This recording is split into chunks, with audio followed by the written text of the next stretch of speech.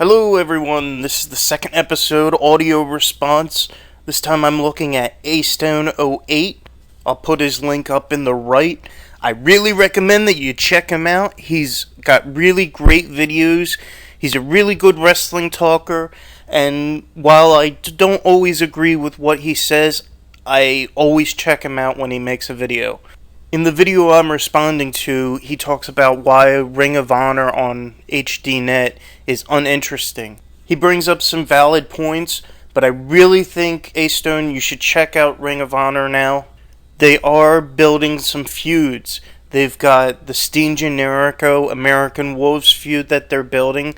I'm really interested to see where they go with that. You've got the feud between the Embassy, Colt Cabana, Brent Albright. Colt just added the Necro Butcher and Grizzly Adams to their group. But honestly, I love Colt Cabana's promos. Those alone are worth watching the episodes for. You've also got the ROH champion Austin Aries and these little group of wrestlers that are circling around him trying to vie for the title, like Bryan Danielson, who honestly is leaving pretty soon, but you've got Tyler Black, Nigel McGuinness, Jerry Lynn just returned. The Briscoes are a tag team again, so I'll be eager to see where they fit in the whole scheme of things concerning the tag team titles. So they do have things going on. I think the thing that turns people off on Ring of Honor is that their feuds are slow burns. They are not a month-long feud and then they move on to something else, because there's only a limited amount of people in that group. So you have to draw the feud out kind of as long as possible, hopefully without boring the fans. But I think that's the problem, is that most wrestling fans are used to WWE and TNA and WCW when they were around. They would get instant gratification and they would get that feud in a nice little bite-sized chunk. And that's just not the way it's booked in Ring of Honor. You know, I don't think their booking is meant for someone with attention deficit disorder. Their matches probably are, I would agree with that, because it's, balls to the wall, spot heavy, move every second matches, but their feuds, not so much. I also think it's a little too soon to be as critical about the show as most people are. There's only, 30 episodes, I think? Maybe less than that.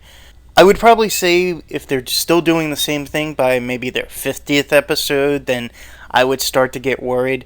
Definitely by their 80th or 100th episode, I would be like, what the hell is going on? Why aren't they getting their act together?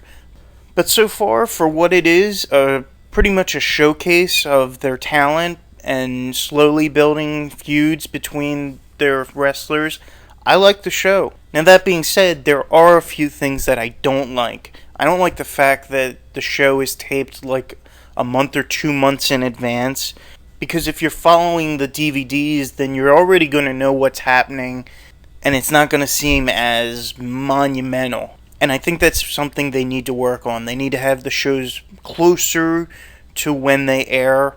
They don't have to be live. I can understand them not being live, because TNA is not live. But tape a show and then air it like a week or two after you've taped it. If I were Ring of Honor, I would really model my taping schedule around TNA's taping schedule. I think that works very well. I think TNA tapes 2 shows and then they show one that week and then the other one the next week. Correct me if I'm wrong. I'm pretty sure that's how they do it. Another gripe that I have is that they shouldn't have squashes on the show.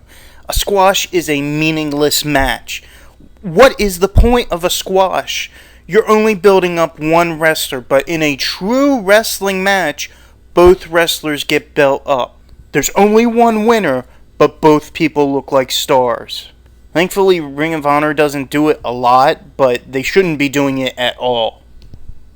Finally, it's not really a gripe so much as a suggestion, but I think they should start bringing more people up from the bottom of rungs. Build up Roderick Strong. He needs a little work on the mic, but pair him up with someone that can really talk, like Colt Cabana or someone like that. I really like Chris Hero. He's a really great heel, and I think before Jerry Lynn lost the title, they should have had a decent feud. I think that would have been a great way to elevate Hero up into the main event picture. I think that's another mistake that they made during the show, is that they had Jerry Lynn as the title holder, and then all of a sudden he's not the title holder. I think they should have had a match on the show and had him drop the title there. I think it would have made for great television, and it wouldn't have left me scratching my head thinking, wait a minute, doesn't Tyler Black get a title match against Jerry Lynn now? Again, that goes back to their taping schedule. They need to improve that.